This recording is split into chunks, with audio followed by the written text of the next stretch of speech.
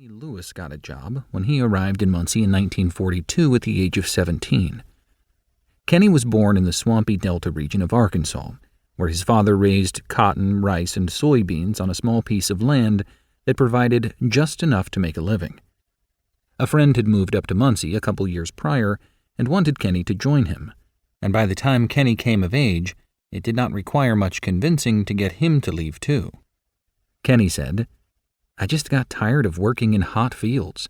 And mosquitoes. Mosquitoes was bad down there, with all the water. I didn't want to be a farmer." Muncie's manufacturing economy grew rapidly during the war years, from 16,000 jobs before the defense boom to 25,000 by 1944, and Ball was a prime beneficiary of both wartime rationing, which stimulated demand for the company's ubiquitous flagship product, the Mason canning jar, and new government procurement contracts after it retooled its Muncie operations to produce shells and machine parts for the military. As demand soared, an acute citywide labor shortage worked in favor of recent migrants like Kenny.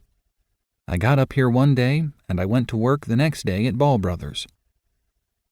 It was not happenstance that Kenny Lewis ended up working at Ball Brothers.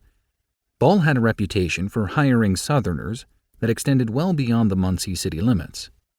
Many of Kenny's co-workers hailed from Kentucky and Tennessee. Wesley Reagan, who grew up outside of Jamestown, Tennessee, a rural hamlet about 150 miles east of Nashville and a dozen or so miles south of the Kentucky border, remembers being young and hearing older relatives talk about moving north. When they did, it was mainly Ball Brothers that they mentioned. Nor was Ball Brothers the only Muncie employer that looked south when needing to fill workforce demands. During the boom years of the 1920s, local manufacturers brought in so many recruits from the southern Appalachian Mountains that they arranged special trains to deliver them to the city. Companies like Eber Refrigeration, a Muncie firm owned by Tennessee Transplants, often placed job advertisements in local newspapers like the Upper Cumberland Times, published out of Jamestown. Business was so flush during World War II, in fact, that even the luncheonettes were known to take out ads in out-of-state newspapers for waiters, cooks, and dishwashers. The influx of Southern migrants was so great in these years, and during the decades immediately following the war, that a reporter exaggerated only slightly when he noted that the staff of one local employer that hired primarily Kentuckians changes daily.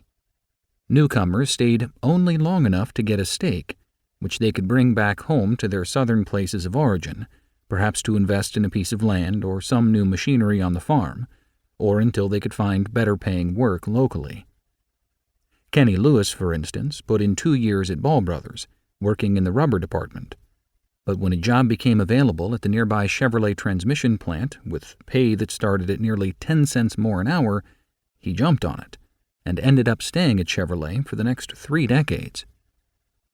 In the meantime, the makeup of Muncie's population, and especially its working-class population, began to change in ways that drew growing notice and no small measure of ire from long-time residents. "Have you heard that there are only 45 states left in the Union?" went a joke heard around town with increasing frequency during the years when Kenny first got there, back when Hawaii and Alaska were still only territories. Kentucky and Tennessee have gone to Indiana, and Indiana has gone to hell. Kenny Lewis and Wesley Reagan were just 2 participants in one of the largest population relocations in recent American history. Over the first 3/4 of the 20th century, somewhere around 8 million poor white Southerners, perhaps even more, left economically marginal parts of the southern countryside and traveled north in search of work. Some, like Kenny, came from the swamps of northeastern Arkansas, or from among the same rocky ridgelines of the Cumberland Mountains of East Tennessee that Wesley had called home, and from countless farming communities, mill villages, railroad junctions, and mining camps in between.